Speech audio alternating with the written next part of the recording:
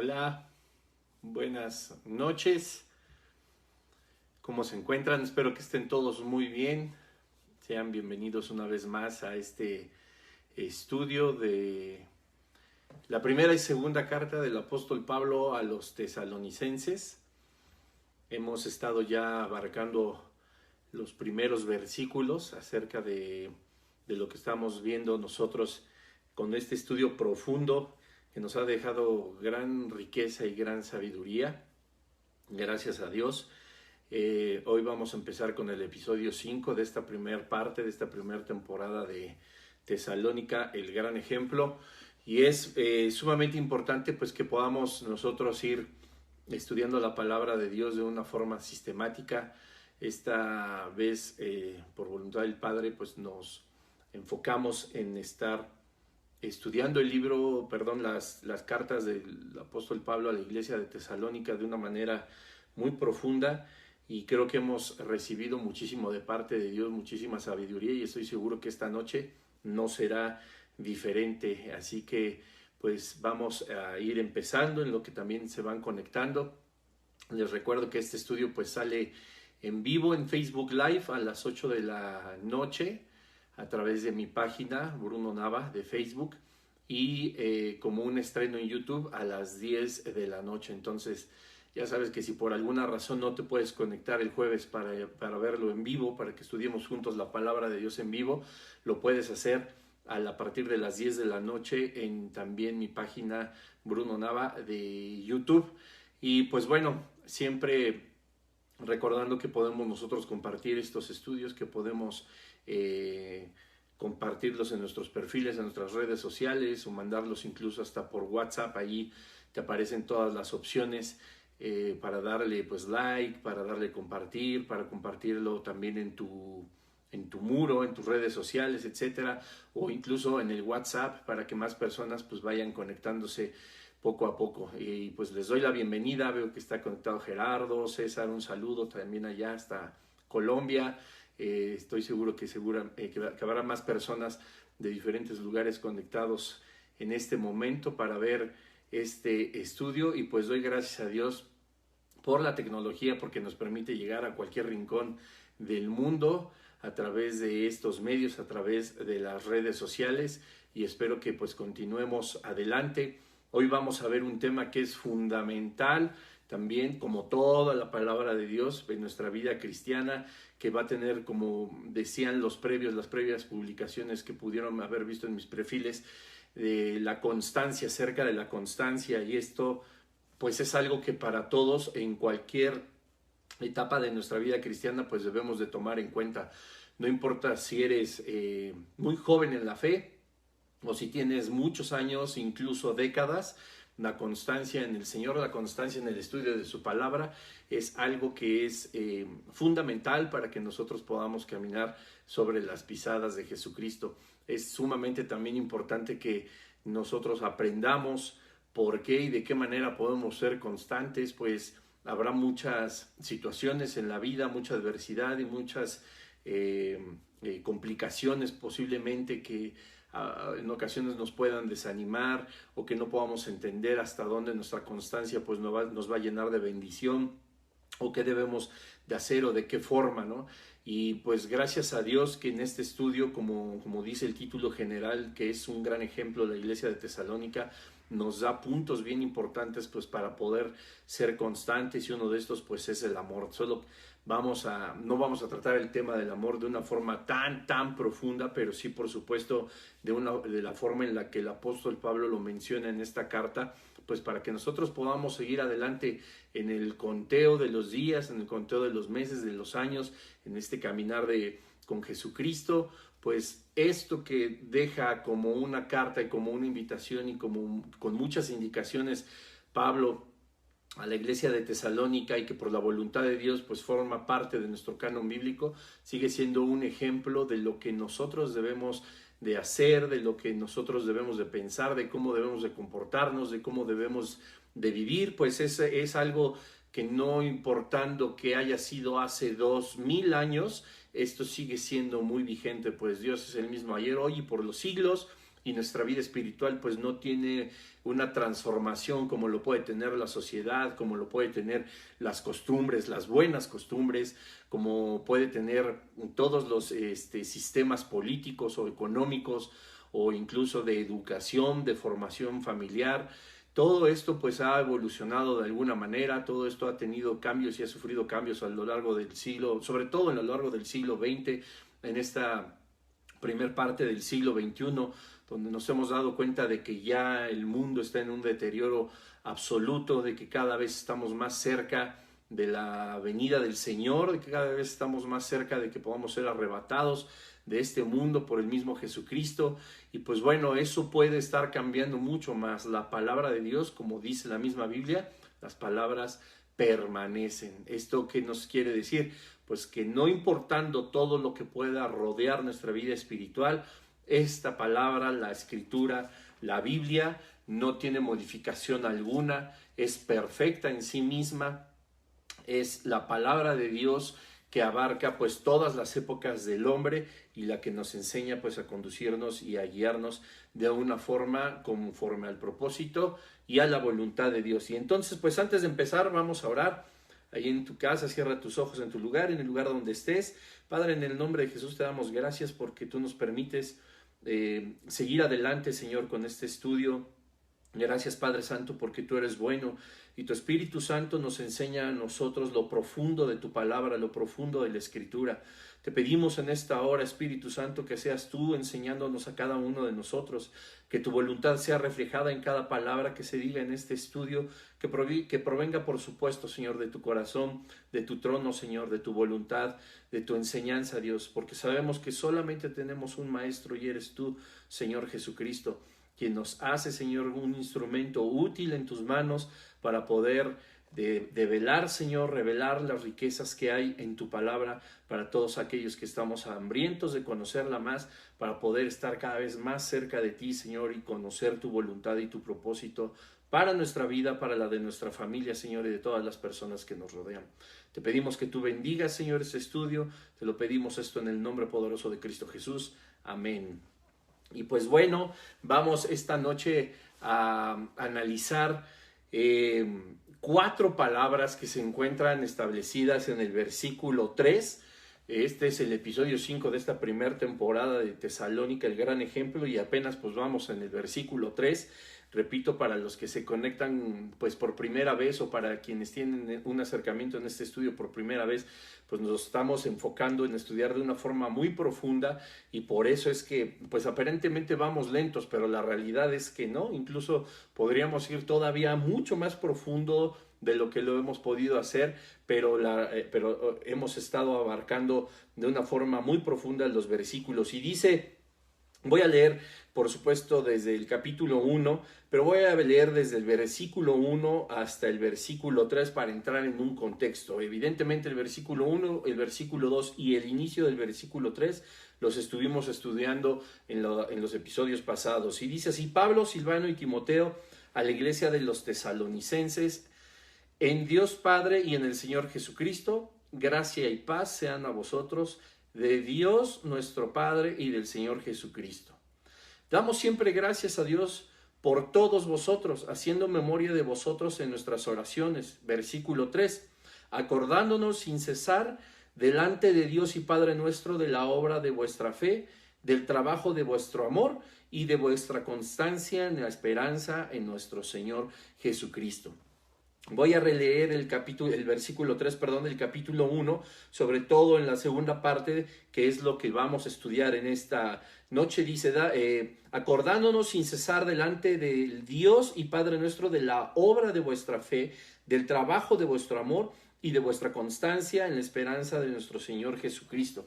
Como habíamos platicado en los episodios pasados, nos damos cuenta de cómo era tan importante la iglesia de Tesalónica y de todas las iglesias que el apóstol Pablo visitaba y a las que tenía como voluntad de Dios enviarles cartas, pues que develaban mucho de la voluntad del Padre y muchos misterios, donde hay una doctrina y una teología muy profunda, nos damos cuenta de que él siempre, como lo habíamos visto, a la diversidad de iglesias a las cuales él visitó, las cuales él fundó y por supuesto mantuvo frescas dentro de la voluntad del Señor a través de estas cartas, nos damos cuenta que siempre estaba al pendiente de ellos, que siempre en sus oraciones estaban en su mente, dice, acordándonos sin cesar delante del Dios Padre nuestro de la obra de vuestra fe. Y bueno, aquí vamos a empezar este estudio del versículo 3, porque hay 4 palabras que a nosotros nos van a dar una luz muchísimo más amplia. Pues entendemos que sea un versículo que pueda ser, digamos, porque no tiene una estructura, sobre todo en gramática, tan compleja, sino porque entendemos que el apóstol Pablo da gracias a Dios por la obra de la fe que tiene la iglesia de Tesalónica, del trabajo, del amor y de la constancia que es la esperanza en el Señor Jesucristo. Digámoslo de esta manera, no hay como unas palabras o como unos textos que a veces nos encontraremos dentro de la escritura de una forma un poco rebuscada. Pareciera que esto se puede entender muy bien y comprendemos que Pablo da gracias a Dios y hace memoria de toda la iglesia de Tesalónica, porque tiene estas características, obras, trabajo, amor y constancia que están especificadas en el versículo 3. Pero el Espíritu Santo nos va a llevar a entender mucho más a fondo este breve versículo, cómo el apóstol Pablo no solamente hablaba de algo que posiblemente pudiéramos hacer incluso nosotros, de tener obras, de tener un trabajo en el Señor, de amar y por supuesto de ser constantes en la fe, así como hace 2000 años la iglesia de Tesalónica, sino que iba mucho más allá. Cuando Pablo empieza a enumerar estas 4 partes de la iglesia de Tesalónica, es menester nuestro darnos a la tarea de buscar en lo profundo qué es lo que quería decir y a qué se refería Pablo con esta constancia, con este amor, con este trabajo y con estas obras. Porque pues las podemos, repito, entender de una forma muy general, pero sí debemos de ser mucho más específicos. Si bien está de una forma explícita en este versículo 3, nosotros con la ayuda del Espíritu Santo podemos ir, y con las herramientas por supuesto para el estudio profundo de la palabra de Dios, podemos ir más allá para poder entender que aún este versículo sigue siendo un ejemplo para nosotros 2000 años después. Y lo primero que quiero abarcar es justo cuando dice, acordándonos sin cesar delante del Dios y Padre nuestro de la obra de vuestra fe. ¿Y cuál es esta obra de vuestra fe? ¿A qué se refería el apóstol Pablo cuando hablaba de la obra de la fe de la iglesia de Tesalónica, o de lo mismo que pudo haber dicho de la obra de la fe de las personas que viven en el Estado de México, que viven en la Ciudad de México, que viven en Colombia, que viven en Estados Unidos, etcétera, etcétera? ¿A qué se refería Pablo? Y bueno, para esto tenemos que entender qué significa esta palabra obra que está en el versículo 3. La palabra obra en este versículo viene del original griego ergon, así como se escucha ergon con acento en la primera E, ergon, que significa laborar, esfuerzo u ocupación. Entonces, si nosotros leemos el versículo con la traducción original del griego, dice el apóstol Pablo que se acuerda sin cesar delante del Dios y Padre nuestro de la labor, el esfuerzo y la ocupación que cada uno de los tesalonicenses tenía en su fe. ¿Cómo esto a nosotros nos muestra de lo... ¿por qué estaba tan agradecido y por qué siempre hacía Pablo memoria de esta labor que tenían los tesalonicenses, y que Pablo mencionaba cada vez siempre que tenía memoria de ellos y se acordaba? Pues bueno, la obra de la fe que ellos tenían es prácticamente igual a la obra de la fe que nosotros practicamos. Es decir, hay en nuestra fe algo que nos lleva a laborar, algo que nos implica un esfuerzo y que nos ocupa al hacer algo. Obvio, todo esto lo tenemos que entender en un sentido en torno a nuestra vida espiritual. No es independiente tampoco de nuestra vida familiar, de nuestra vida social, de nuestra vida emocional, de nuestra vida laboral, etcétera, etcétera, ¿no? Por supuesto que todo esto lo abarca, porque finalmente nuestra fe nos lleva a que cada una de las 5 áreas de nuestra vida sea cubierta por todo lo que es la voluntad del Padre, por la instrucción del Señor, por el consejo, etcétera, etcétera. Entonces, El apóstol Pablo hablaba de una forma muy clara cuando dice de la obra de vuestra fe. ¿Qué nos enseña esto a nosotros? Pues que nuestra fe no es una fe pasiva, que nuestra fe no puede ser practicada de una manera pasiva, de una manera quieta, de una manera estática, sino todo lo contrario. Nuestra fe, por supuesto, requiere de una labor, no solamente para practicarla, sino para acrecentarla. Que nuestra fe, por supuesto, ocupa parte de nuestro tiempo, parte de nuestra vida, y me atrevería a decir que tendría que ocupar toda nuestra vida. Pero también en esta palabra, la obra de nuestra fe nos muestra que también requiere de un esfuerzo. Y vamos rápidamente a desglosar esta primera de 4 palabras que analizaremos rápidamente en esta noche. Y por supuesto, vamos a empezar quizá con la que, pues, como bien lo dicen, nos cuesta más trabajo, el esfuerzo.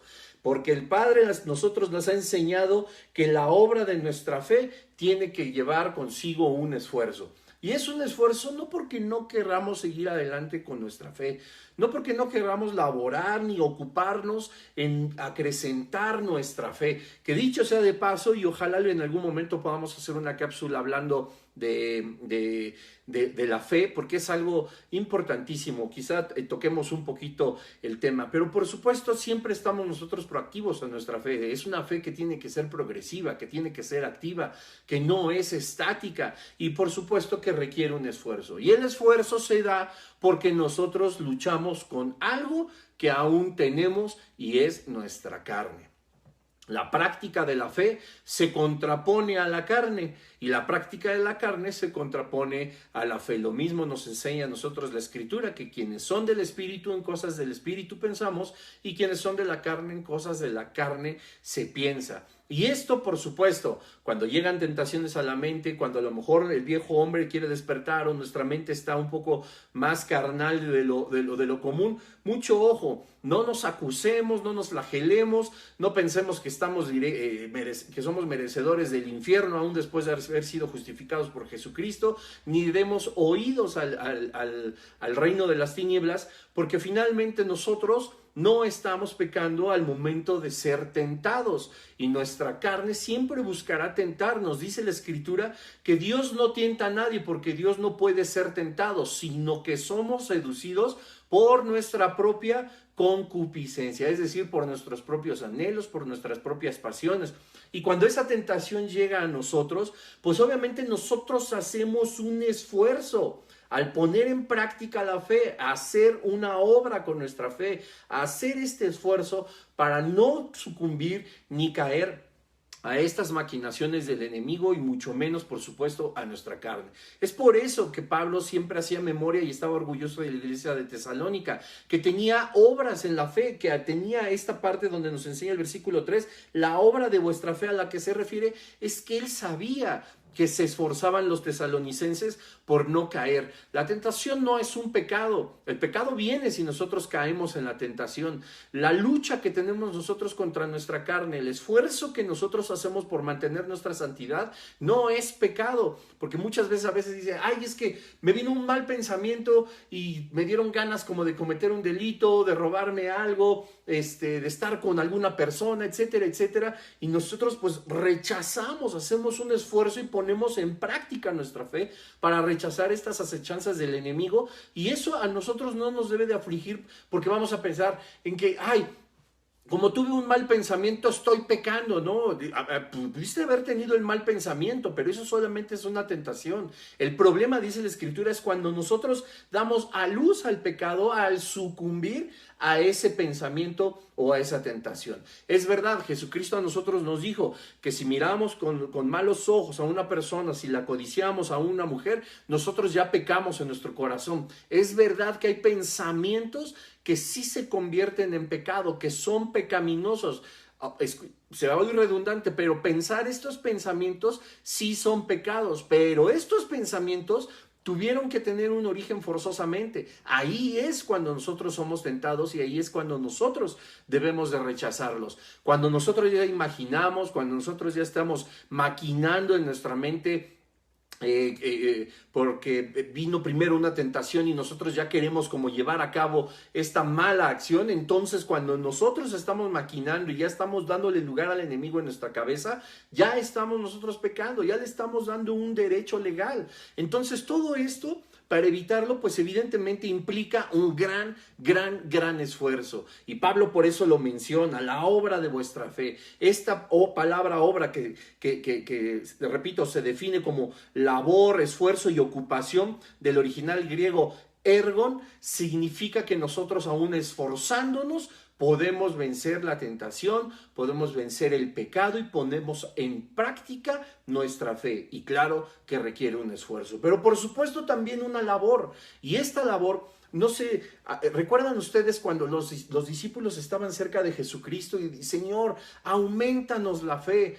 Decía, enséñanos a que nuestra fe sea cada vez más grande, porque debemos de entender esto. Y aquí quiero tocar un poco algo que he compartido muchas veces acerca de la fe. La fe no nada más es así, que yo tengo fe y se acabó, ¿no? Yo tengo fe y practico una fe y mi fe es tal, o mi fe está puesta en X o en tal. No, la fe va más allá, mucho más profundo de lo que nosotros normalmente entendemos. Y esta labor, y quiero abarcar de una vez la tercera palabra, el ocuparnos de nuestra fe, tiene mucho más que ver de lo que nosotros a veces estamos conscientes. La fe, dice la Escritura, que es como el grano de mostaza. Y ojo aquí, porque la buena lectura que hemos estado nosotros practicando, un servidor con cada uno de ustedes que me hacen favor de ver estos lives o verlo en el YouTube, etcétera, etcétera, nos hemos enfocado a verdaderamente estudiar la palabra de Dios, ahora sí que palabra por palabra y con sus originales, de raíz, con lo que está de forma más profunda. Y si nosotros tenemos una muy buena lectura, nos vamos a dar cuenta que el versículo no dice que la fe es del tamaño de un grano de mostaza, sino que la fe es como el grano de mostaza. Son dos cosas diametralmente opuestas. Es muy distinto hablar del tamaño del grano de mostaza que de hablar de forma y contenido como el grano de mostaza. Si bien es cierto, dice la Escritura, el grano de mostaza es la más pequeña de todas las semillas, y la gente piensa que el practicar una fe, y dicen por ahí, que si, es más, hasta hay una canción me parece, que si tienes fe como del tamaño del grano de mostaza, honestamente no recuerdo la canción, ahí me puedes escribir, me puedes dejar un comentario si dice así, sabes a qué canción me refiero, porque ahorita no la tengo fresca, pero dice que si tuvieras fe como el tamaño de un grano de mostaza, o la gente habla acerca del tamaño, de que tu fe tiene que ser mínimo como el grano de mostaza, y que ya le puedes decir a los montes, arráncate y échate al mar, y el monte se arrancará y se echará al mar, y eso va a suceder, ¿no? Y alguna vez en una prédica de un pastor argentino, que hasta ahorita desconozco también el nombre, nunca supe quién era, a lo mejor allá en la eternidad le preguntaré a Jesús, porque me ayudó mucho esta analogía que hace, y habla de la fe que tiene fuerte una mujer, ¿no? Y que estaba en la ventana de su casa, y que, pues bueno, abría la ventana y lo que había era una montaña, y ella empezó a aprender de la fe y empezó a aprender de Jesucristo y del tamaño del grano de mostaza, que decía que si tú tienes fe del tamaño del grano de mostaza, le dirás a ese monte, quítate y será quitado. Y entonces, con palabras de un argentino, porque así lo utilizan allá, no quiero que se ofendan, dice, entonces la vieja cierra la ventana y dice, en el nombre de Jesús, con la autoridad que Él me ha dado, con la fe que yo tengo del tamaño del grano de mostaza, yo te ordeno, monte, que te quites de donde estás y te eches al mar, para que yo pueda abrir mi ventana y ver un mejor paisaje. En el nombre de Jesús, amén, amén, amén. Y en eso la señora vuelve a la vieja, como decía el argentino, abre una vez más la ventana y la montaña seguía ahí, ¿no? Y dice, ya sabía que no te ibas a mover. Y pues bueno, pues ¿cuál es la anécdota de esto? Pues es que cuando nosotros ponemos una fe y todavía la señora termina diciendo, ya sabía que no te ibas a mover, ella en su subconsciente o en una conciencia remota quizás sabía que no iba a funcionar. Porque está mal interpretado el decir que si tenemos fe como el tamaño del grano de mostaza, nosotros vamos a poder hacer las obras y aún más a palabras de Jesucristo. Y no es así. Te repito, la buena lectura nos enseña que nuestra fe, esta obra de nuestra fe, esta labor, este esfuerzo y esta ocupación de nuestra fe, tiene que llevarnos a que crezca.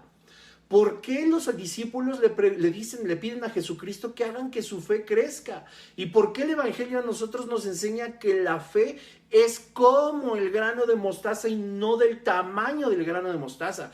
Y siempre venden frasquitos y collares y quién sabe cuánta cosa con un granito de mostaza. Y qué bonito, porque hay mucho más allá sobre el grano de mostaza. Pero la gente empieza a pensar que solamente de ese tamaño puede ser nuestra fe para que nosotros nos ocupemos en ella, para que nosotros nos esforcemos y salgamos adelante de los ataques del reino de las tinieblas, que no requiere una labor para que nuestra fe crezca. Eso no está escrito en la Biblia. La Biblia nos enseña que si tenemos fe como el grano de mostaza, repito, ¿y cómo dice la Biblia que es el grano de mostaza? A la verdad es la más pequeña de las semillas, pero cuando crece se convierte en la más grande de las hortalizas, tan grande que las aves de los cielos hacen en ella su nido. Entonces, no nos dijo, repito, que es como del tamaño del grano de mostaza, sino como el grano de mostaza. ¿Y cómo es? Algo que es pequeñito,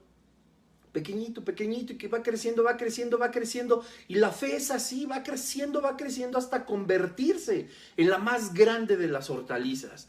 Esa es la fe, y por eso nosotros debemos de tener labor en ella y ocuparnos en ella, en leer cada vez más la palabra de Dios, en orar, en alabar, en adorar su nombre, en meternos a partes de la teología como bibliología, nos podemos meter a escatología, hermenéutica, homilética, exégesis, etcétera, etcétera, tantas partes que a nosotros nos llenan de doctrina y de teología, y no solamente para llenarnos de conocimiento, sino para que, como dice la Escritura, comprobemos cuál es la buena, perfecta y agradable voluntad del Padre, y está establecida aquí en la palabra de Dios. Esto lo único que va a hacer es acrecentar nuestra fe, y es importante que nosotros pongamos atención, porque la fe, existe la fe salvífica, aquella que nos dio a nosotros la posibilidad de ser arrebatados del infierno. Existe el don de fe y existe el fruto, la característica del fruto del Espíritu. En una de ellas es fe, amor, gozo, paz, paciencia, benignidad, templanza, mansedumbre, fe. Son tres fes diferentes, que ya, como te repito, algún día podamos nosotros hacer una cápsula acerca de estas tres formas de la fe. Y es importante que nos demos cuenta cómo aquí el versículo 3 dice Pablo que se acuerda sin cesar delante del Dios y Padre de la obra, es decir, de la labor, del esfuerzo y de cómo se ocupan en la fe los tesalonicenses. Y después dice, bueno, quisiera terminar antes de pasar al trabajo, como lo menciona Primera Tesalonicenses 1:3, como dice Colosenses 2:23. Te pido que me acompañes ahí en tu Biblia y vamos al libro que está anterior, es una página prácticamente, una hoja antes, y dice Colosenses 3:24. Ojo aquí cómo es importante el estar ocupados y elaborar en nuestra fe. Dice, sabiendo que del Señor recibiréis la recompensa de la herencia, porque a Cristo el Señor servís. Nosotros, cuando ponemos en práctica, en labor, cuando nos esforzamos, cuando nos ocupamos en la fe, invariablemente nosotros debemos de comprender que estamos sirviendo al Señor. Porque cuando nosotros ponemos en práctica nuestra fe, cuando hay obras, cuando nosotros hacemos una labor que lleve a que nuestra fe se acrecente, que nosotros nos esforzamos para mantener nuestra fe cada vez de una forma más fortalecida y más grande, y nos ocupamos en ese tiempo, es imposible que no sirvamos al Señor. Y Colosenses 3:23 nos enseña que todo lo que hagamos, lo hagamos de corazón como para el Señor y no para los hombres. Esto solamente puedes hacerlo con fe, porque tú no podrías hacer labor alguna que fortalezca tu fe pensando en tu vecino. pensando en tu vecina, pensando en tu jefe, en tu profesor o en tus alumnos o en el reconocimiento público. Solamente la fe va a encontrar una labor, un esfuerzo y por supuesto una ocupación activa cuando nosotros lo hacemos para el Señor. Y dice el versículo 24, sabiendo que del Señor es de donde obtendremos la recompensa de la herencia, porque a Cristo el Señor nosotros servimos. Esto sería imposible sin la obra de nuestra fe. Y dice después, coma, no es punto aparte ni es seguido, está enumerando, está enlistando características ejemplares de la iglesia de Tesalónica. Dice del trabajo de vuestro amor. Y aquí me voy a tomar también unos minutos para explicarte. La palabra trabajo que se utiliza en el versículo 3 de 1 de Tesalonicenses 1 viene del griego kopos, con K, kopos y con acento en la primer O, que a su vez se deriva de otra palabra griega que se llama copto, igual con K y con acento en la primera O, que dice el diccionario enciclopédico de concordancia exhaustiva Strong, que significa golpearse el pecho en aflicción, hacer lamentación. Qué raro. Esto en un momento cuando lo estuve estudiando a mí se me figuraba más como si me tuviera que estar flagelando, que mi trabajo de fe tuviera que estarse flagelando y estarme, como vulgarmente decimos, o coloquialmente, porque no es vulgarmente, sino coloquialmente decimos, me doy golpes de pecho. ¿Por qué? Pues porque viene de una práctica de la Iglesia Católica que no tiene sentido ahorita mencionarlo y estoy seguro que sabes a lo que me refiero. Pero ¿por qué dice esta palabra que es un golpeo de pecho en aflicción o un lamento? Dice, acordándonos sin cesar delante de vuestro Dios y Padre de la obra de vuestra fe y del lamento de vuestro amor y vuestra constancia, etcétera, etcétera. Es bien importante, te repito, que nosotros podamos entender el original de cada una de las palabras. Dice primera de Pedro 1:22 que cuando nosotros hemos purificado nuestras almas por obediencia a la verdad, mediante el Espíritu, para el amor fraternal no fingido, amaos unos a otros entrañablemente de corazón puro. Uy, hay características para tener un corazón puro, no nada más es así, yo soy puro de corazón, hay algunas características. Ojalá que el Espíritu Santo te guíe a hacer un estudio acerca de esto al respecto. Pregúntale al Señor, ¿qué es un corazón puro? Y ve a la Escritura y encontrarás la respuesta. Entonces, esta palabra trabajo que menciona el apóstol Pablo, el trabajo de vuestro amor, fíjense lo que dice, el trabajo de vuestro amor, o sea, no es una labor de ir a trabajar a un ayuntamiento, de ir a trabajar a alguna oficina, de ir a trabajar a una escuela a dar algunas clases, etcétera, etcétera, independientemente de los millones y millones de empleos y oficios que pueden existir. Pero la palabra aquí habla más de un golpear el pecho en aflicción y hacer lamentación. Entonces nos muestra aquí que el trabajo de vuestro amor en realidad es una carga por las personas que amamos, es una carga que nos aflige porque nosotros, dice, amamos. Del trabajo de vuestro amor, de la aflicción, del hacer lamentación por el amor que sentimos por todos los demás. Acordándonos sin cesar delante de Dios y Padre nuestro de la obra de vuestra fe, de la aflicción, del lamento de vuestro amor que proviene del amor que nosotros sentimos por todos los demás. No solamente es por la iglesia, sino esto es verdaderamente importante comprenderlo. La iglesia de Tesalónica, y a lo que se refería Pablo aquí, es del amor que los tesalonicenses sentían por los que estaban perdidos. Cuando dice la Escritura, esta palabra copto en el original griego es golpearse el pecho en aflicción, no te estás flagelando, no estás cumpliendo con un sacrificio, no estás haciendo una manda, sino estás haciendo un acto físico verdaderamente de dolor, porque amas las almas, porque amas a todas las personas, porque te aflige, te lamentas de todos aquellos que no han conocido a Jesucristo o que ya le conocieron y que lo rechazaron, que es peor aún. Cuando nosotros comprendemos que los tesalonicenses hablaban de ese trabajo, del amor que sentían por la iglesia, no nos queda más que preguntarnos, ¿nosotros verdaderamente estamos amando al mundo?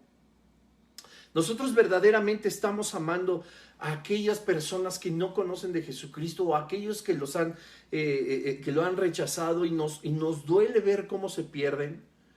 Nos duele ver que caminan directo a la condenación eterna y no a la vida eterna.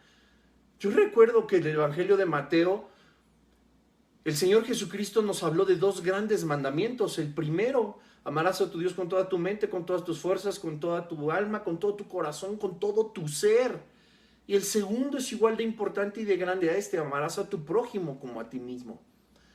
Y muchas veces, y también esto lo he compartido en ocasiones, yo he hablado con Dios y le he dicho, Dios, en un alto, en el tránsito, en el tráfico, volteo a ver a los coches de los lados, a la persona que está pidiendo dinero, al autobús que trae más gente que se transporta, a los taxis, a los coches particulares, a los que traen una motocicleta, a todos. Yo le he dicho, Dios, los volteo a ver y no he sentido muchas veces ese amor por ellos. No me he afligido ni me he lamentado porque sé que cada uno de estas personas está muerta en vida. Pues posiblemente hay alguien cristiano, ¿no? Y no lo sé, pero estoy hablando en una generalidad.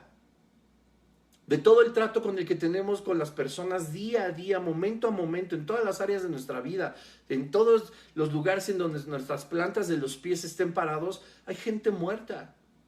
Hay gente que no conoce del Evangelio y no nos acongoja, no nos aflige, no nos lamentamos por ellos. Eso es una realidad y es algo muy serio. Y Pablo hacía mención delante del Dios y Padre nuestro de ese lamento que sí tenían los tesalonicenses por las almas, porque les amaban. Dice aquí el trabajo de vuestro amor, el lamento de vuestro amor. Pues es que el amor, pues si yo estoy enamorado, si siento amor, ¿por qué tendría que lamentarme? Justamente se lamentaban porque había personas que caminaban a la condenación eterna. Y te repito, primera de Pedro 1:22 nos enseña a nosotros que cuando nosotros hemos purificado nuestras almas por obediencia a la verdad, mediante el Espíritu Santo, para el amor fraternal no fingido. Esto es algo muy serio.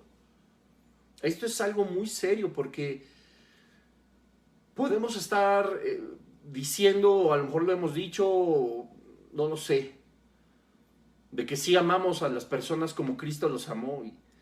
Y aquí el apóstol Pedro, cuando habla de un amor fraternal no fingido, especifica del no fingido porque él conocía que dentro de la iglesia de Cristo había amor fingido. Y muchas veces nosotros nos ponemos vestiduras de los más santos, de los líderes más amorosos, de los pastores más que cobijan a la iglesia, que les tiene amor y a veces es fingido. Y no lo digo yo, lo dice la Escritura. Y nosotros pusimos nuestras emociones, nuestro amor, nuestro corazón en orden, dice la Escritura, por el Espíritu Santo. Y hay una razón para hacerlo, para el amor fraternal no fingido. Y continúa diciendo, amaos unos a otros entrañablemente de corazón puro. Este era el amor que la iglesia de Tesalónica practicaba y por eso se afligía y hacía lamentación. Por eso el apóstol Pablo hablaba de que ellos conocían el amor puro, no fingido, de un corazón noble, de un corazón recto delante de Dios.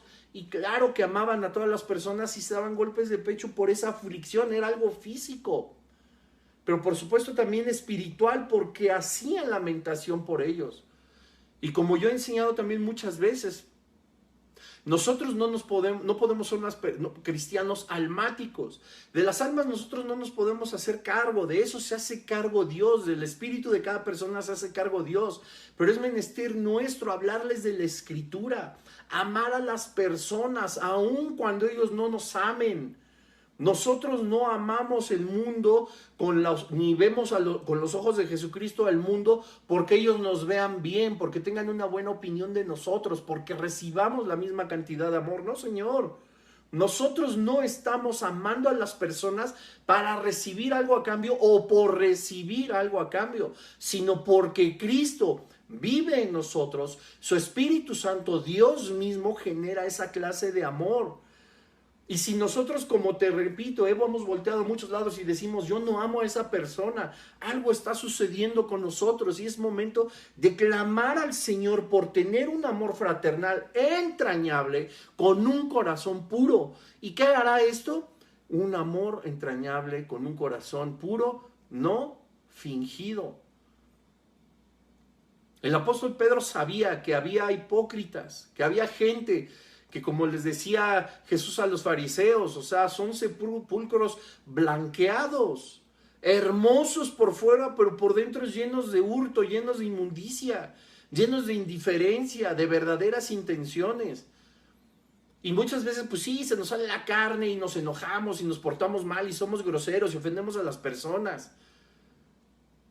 Pero también nosotros sabemos que el Espíritu Santo nos dice, ven, acércate a mí, ya metiste la pata, no hagas más, no practiques más el pecado, arrepiéntete. Mira que estoy aquí a la puerta y estoy llamando. Ponte a cuentas conmigo, ten un corazón puro. El Espíritu Santo es capaz de hacer eso con cada uno de nosotros. Y si Pablo tenía atención delante del Dios nuestro de presentar a la iglesia de Tesalónica con lamento y cómo se afligían por el amor tan hermoso que sentían por los demás, ¿por qué nosotros somos diferentes? Si el espíritu que vive y vivía en la iglesia de cada uno de los tesalonicenses es el mismo que vive en nosotros ahora.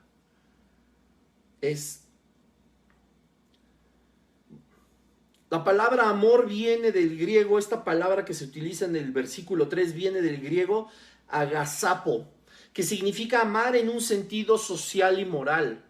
Esto a nosotros nos va a dar mucha luz porque dice Hebreos 6:10 que Dios no es injusto para olvidar nunca nuestra obra y el trabajo de amor que hemos mostrado hacia su nombre, habiendo servido a los santos y sirviéndoles aún. Fíjate cómo estos dos versículos se complementan. El versículo 3 de Primera de Tesalonicenses 1 y Hebreos 6:10 dice, por supuesto que Dios no va a perder de memoria todo lo que nosotros hacemos, pero esta palabra amor, que significa amar en un sentido social y moral, no nos está hablando de personas, no. En un sentido, tú no amas a tu esposa en un sentido social y moral. Moral, por supuesto, en muchos términos, pero en el sentido general. Tú no amas a tu pareja en un sentido social de que, mi amor, te amo porque eres parte de mi vínculo social, porque eres parte de mi grupo de amigos. No sé si me estoy dando a entender, ahí ponme un like, una manita o algo para saber que te lo estoy explicando bien y que no te estoy confundiendo. Y en un sentido moral es saber de que todo aquello que está mal visto, no hablo solamente de la sociedad, sino de aquello que prescribe la Escritura como una labor social adecuada conforme a la Escritura, a nosotros nos lleva, por supuesto, a no depender de la moralidad de las personas o de la moral social, sino de lo que nosotros contemplamos como algo que falta a la moral delante de los ojos de Dios. Eso es muy distinto, porque la moral, para muchos ahorita, por ejemplo, es tan natural y no es algo inmoral el que dos personas del mismo sexo pues tengan relaciones o sean una pareja. Eso no es algo inmoral, pero la moralidad delante de la Escritura, a la luz de la Biblia, delante de los ojos de Dios, esa parte moral no puede funcionar. Y no es porque nosotros lo digamos y no es porque nosotros queramos ser las personas que te señalan, que te juzgan, que te condenan al infierno. No, finalmente es algo que el Señor ha diseñado de una forma tan eficaz y tan eficiente que va a llevar a buen término cada una de las vidas que practican la Escritura. Esto es algo fundamental. Y esta palabra amor de la que habla el versículo 3 de Primera de Tesalonicenses 1, cuando dice que el trabajo, ya lo vimos, la aflicción y por el amor, esta palabra amor agasapo, que es amar en un sentido social y moral, va muchísimo más allá de lo que nosotros conocemos como las personas que amamos cercanas. Estamos hablando de algo social y de algo moral general. Es decir, esto nos corrobora a nosotros que amaban a todas las personas, no solamente a su familia, no solamente a su esposa, que ellos se afligían y hacían lamento porque este amor les impactaba lo que sucedía en su sociedad, como nos impacta ahora a nosotros. Les impactaba cómo la moral se había ya descompuesto y se había deteriorado de tal manera como lo vemos ahora también en nuestros tiempos, lamentablemente. Y tampoco nos afligimos, ni vemos un lamento cuando vemos todas las noticias y todo lo que se aprueba, y que ahora ya es bueno a la vista de la sociedad, y que es bueno incluso para muchas iglesias, que han corrompido el evangelio y que han caído en un deterioro, que han caído en una corrupción que solamente puede venir de parte del reino de las tinieblas, y que han sido tan débiles que han vendido la fe, la escritura, por mantenerse vigentes, donde el homosexualismo es bien visto, donde el adulterio es bien visto, es una práctica común, donde el robo, los hurtos, el engaño, la mentira, hacen de toda la fe un circo. Y esto es algo que ha corrompido incluso a la iglesia de Jesucristo, si es que esa pequeñísima parte puede llamarse iglesia de Jesucristo. Y se han dejado infiltrar por la sociedad y la moralidad política, económica, gubernamental, tradicional, y han dejado de lado la santa palabra del Señor. Ese amor social y moral es el que nosotros también debemos de practicar. Y nos deberíamos lamentar por todo lo que está sucediendo. Y es que de verdad, lo digo con mucho cuidado y con todo respeto, porque esto mismo que te voy a decir, me lo he dicho a mí mismo muchas veces. Qué mal están las cosas. No puede ser posible que ya hayan aprobado que sea legal el aborto. Y esas son nuestras profundas reflexiones. Qué mal. ¿Y cuántas veces hemos doblado rodillas y hemos incluso pedido perdón por lo mal que están todas las personas, incluso nosotros mismos? Porque tienes que saber que nosotros podemos ser intercesores por las demás personas y sus pecados y decir: Padre, perdona a Tencho porque se robó una pluma, porque se robó 1,000 pesos, porque golpeó a su esposa, perdónalo, Padre. Nosotros podemos interceder y pedir perdón por esas personas. Hay pecados por los que dice el apóstol: no digo que se pida, porque no se pueden perdonar más, solamente si se confiesa por el transgresor. Y esas son nuestras profundas reflexiones. Qué mal. Hoy en la noche vamos a oír la noticia de que el Congreso de no sé qué estado por fin aprobó el aborto, el asesinar bebés, la poligamia en no sé cuántos lugares. Los gobiernos como Afganistán, donde las mujeres ahora son objetos y no son seres humanos, donde las ejecuciones públicas ahora ya son bien vistas y decimos: pobrecitos, qué mal, qué bueno que no estamos allá. Y hasta ahí llega nuestra reflexión profunda, hasta ahí llega nuestro agasapo, este original griego de la palabra amor, de ese amor en un sentido social y moral, hasta ahí llega. ¿Y hemos doblado rodillas? No. Y dice la palabra de Dios en Hebreos 6:10 que porque Dios no es injusto para olvidar vuestra obra. Hemos hecho obra al respecto y el trabajo de amor que habéis mostrado a su nombre. Porque eso sí, nos metemos a los ministerios, servimos, somos muy buenos en nuestra congregación. Y salimos de ahí, nos comportamos como cualquier otra persona. Y dice: habiendo servido a los santos y sirviéndoles aún. El Señor no se olvida de nuestra obra. Aquí habla de quienes van a tener una recompensa, de quienes por el amor de Dios hemos hecho ese trabajo. Pero fíjate lo que dice: Dios no es injusto para olvidar vuestra obra. ¿Tú crees que Dios solamente ve el amor que le tenemos a la iglesia? ¿A Él mismo?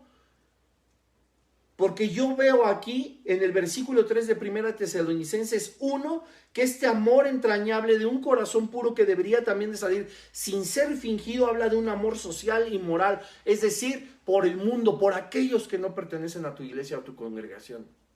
¿Esas obras no las ve el Señor? Hebreos 6:10 dice: no es injusto para olvidar vuestra obra. Y desglosa, por supuesto, lo que servimos como hijos de Dios. Y habla, por supuesto, de galardones. Va a llegar una recompensa. Y Dios de verdad nada más se fija en eso.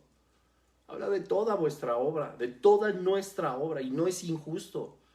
Y si yo actúo mal, si social y moralmente yo soy malo, si yo no comparto el evangelio, si yo peco por omisión, si yo no estoy haciendo lo que la sociedad y la moral me dicta a través de las escrituras, yo merezco un juicio Y Dios no es injusto.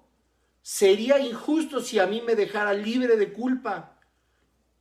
Por supuesto, no quiero que se confundan. Todos nuestros pecados pasados, presentes y futuros han sido ya justificados a través de la sangre de Jesucristo del Calvario. Dios nos va a perdonar cuando encontremos el oportuno socorro, el arrepentimiento genuino. Te recomendé hace 8 días el verdadero arrepentimiento ahí en mi página de Facebook. Ahí vas a encontrar un análisis profundo del Salmo, de un genuino arrepentimiento, y Dios es justo para perdonarnos. Pero sería injusto si no levantáramos la cosecha. Una cosa es el perdón al cual accedemos gracias a Jesucristo, pero la cosecha se levanta sí o sí. Entonces, si dice aquí que Él no es injusto para olvidar nuestra obra, no es injusto para olvidar también lo que hemos omitido hacer de una forma social y moral a la luz de la Escritura. Y por último, acordándonos sin cesar delante del Dios y Padre nuestro de la obra de vuestra fe, del trabajo de vuestro amor y de vuestra constancia en la esperanza en nuestro Señor Jesucristo. La palabra constancia viene del griego hupomoné, con acento en la última E, y con J, hupomoné, que significa resistencia o aguante alegre. Alegre. Dice 1 Corintios 15:58, así que, hermanos míos amados, estad firmes y constantes, creciendo en la obra del Señor siempre, sabiendo que vuestro trabajo en el Señor no es en vano. Amados míos, estad firmes y constantes, constancia, jucomoné, resistir, aguantar de malas, con carota, de mala gana, porque me obligan, porque quién sabe qué, porque de todo me quejo y porque nadie piensa como yo y todo está mal y juzgo la obra del Señor. Así se puedes pasar, sí, igual 10, 15, 20 décadas, 30 años en el ministerio, constante, firme, quejando de toda la obra del Señor y no moviendo un dedo por mejorar nada. Dice alegres.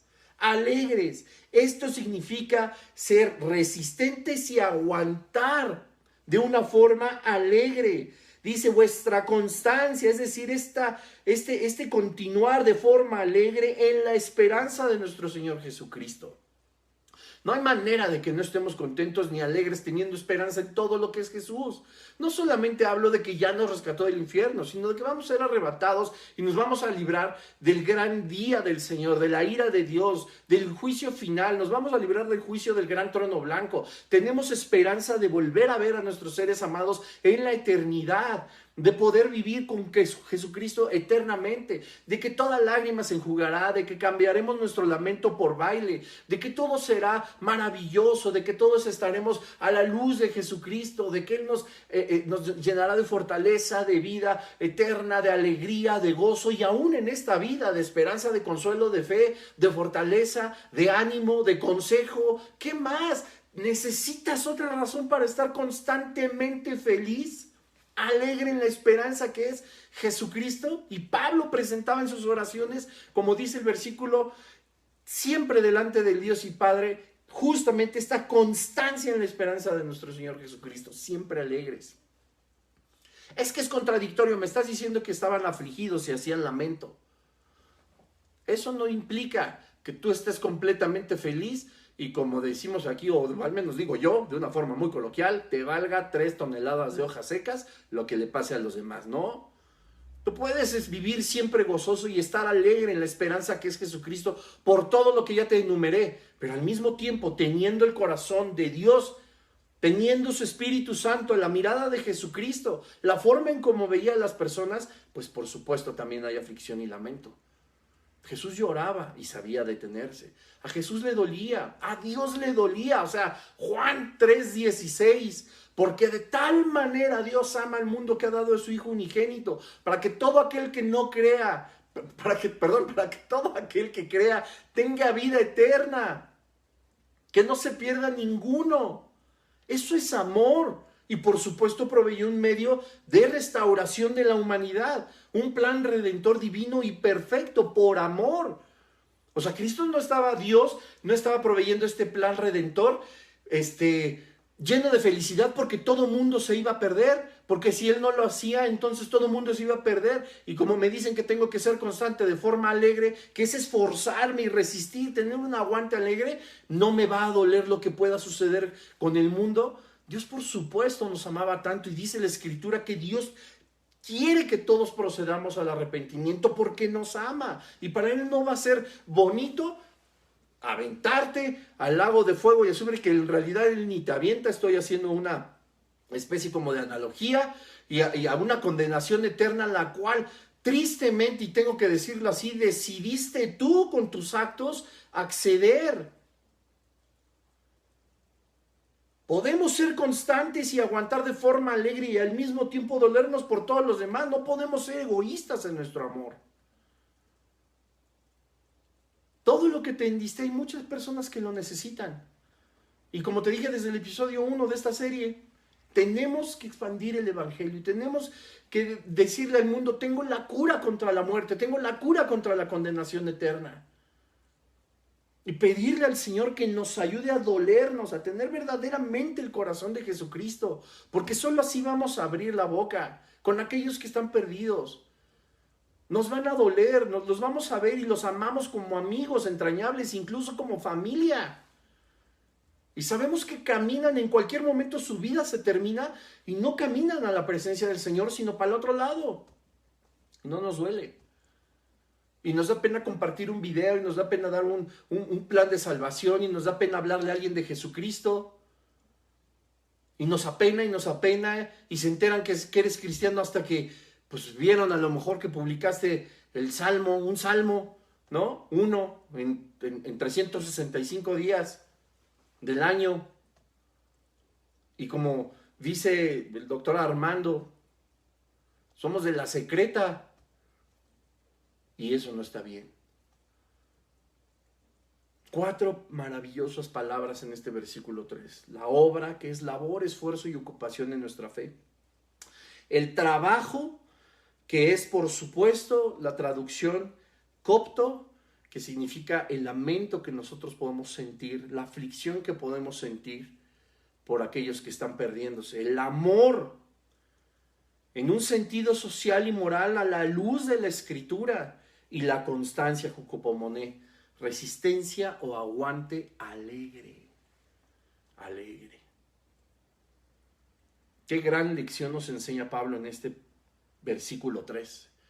Esta es la profundidad en la que él mostraba y se acordaba delante de Dios de la iglesia de Tesalónica, de una forma maravillosa. No nada más es así la obra de vuestra fe, la constancia y el trabajo del amor. Va mucho más allá. Pablo lo tenía consciente. Qué gran ejemplo sigue siendo Tesalónica. Y bueno, pues el tiempo se ha terminado en esta sesión. Yo espero que estén pendientes del siguiente episodio de esta serie para la siguiente semana. Y pues vamos a ponernos en manos del Señor para que esta semilla que ha sido sembrada pues dé fruto, que se pueda llevar no solamente a nuestra vida, sino a la de toda nuestra familia, de todas las personas que nos rodeen, y que pueda hacer de esa fe, si es que no tiene el tamaño que se requiere, pues una fe sólida y fuerte, como te explicaba al inicio, esa fe que se requiere para vivir una vida cristiana. Y a veces dudamos tanto de nuestra fe, perdón que me regrese un poco, pero ¿no te has dado cuenta que cuando llegaste a los pies de Jesucristo necesitaste una de las fes más impresionantes que puedes generar? Sin conocer nada de Dios, sin saber de Biblia, teología, exegética, homilética, escatología, apologética, sin saber nada de eso, tú decidiste entregarle tu vida a Dios sin saber absolutamente nada. Ese tamaño de fe es el que nosotros tenemos. Y no se dejen engañar, no se necesita poca fe. Jesucristo le dijo a Pedro: por tu poca fe, a los apóstoles, por su poca fe. No se requiere poca fe para caminar sobre las pisadas de Jesucristo. Se requiere una fe sólida, una fe fuerte, grande, que cobije a todos los que nos rodean. Gracias a Dios. Padre, en el nombre de Jesús te damos gracias porque tú nos instruyes, Señor, a través de tu palabra. porque eres tú, Espíritu Santo, quien nos enseña todas las cosas, quien nos muestra, Señor, cuál es el propósito y la voluntad del Padre para nuestra vida. Ayúdanos, Señor, a que cada palabra que tú nos enseñaste hoy se anide en lo más profundo de nuestro espíritu para transformación, Señor. No solamente para almacenar conocimiento o para estar pendientes de un estudio, etcétera, etcétera, Señor, no, sino que nuestra vida sea verdaderamente transformada por el poder de tu palabra. Tú nos enseñas que es como una espada de doble filo, Señor, que puede compartir los tuétanos, Señor, que puede entrar hasta lo más profundo de nuestro corazón, que es una espada que solamente tú puedes empuñar. Gracias, Padre Santo, te damos, Señor, por esta enseñanza. Ayúdanos a seguir adelante, ayúdanos a seguir constantes de una forma alegre, a poner una práctica, Señor, en labor, a un esfuerzo sólido, Padre, a dolernos, Señor, por aquellos que están perdidos, por aquellas almas. Ayúdanos, Dios, a tomar ejemplo de la iglesia de Tesalónica, que, Señor, por algo está en estas cartas, en tu palabra, Dios, porque no solamente es leer por encima, Dios, sino sabemos que cada acento, cada coma, Señor, cada mayúscula, cada minúscula que está establecida ahí, tiene un significado mucho más profundo del que normalmente nosotros percibimos, Dios. Ayúdanos a escudriñar tu palabra, ayúdanos a adentrarnos en este gran océano que es tu Espíritu Santo y tu reino, Señor, y tú mismo, Padre. Te damos tantas gracias, Señor. Danos una buena noche, Padre, llenos de tu presencia, llenos de tu palabra, que podamos nosotros conciliar el sueño orando a ti, Dios, dándote gracias por todo, alabando tu santo nombre. En tu nombre poderoso oramos, Señor Jesús. Amén y amén. Y pues muchas gracias. Cuídense mucho todos. Nos vemos la siguiente semana. Que Dios les bendiga. A las 10 se estrena en YouTube, les recuerdo. Bye bye.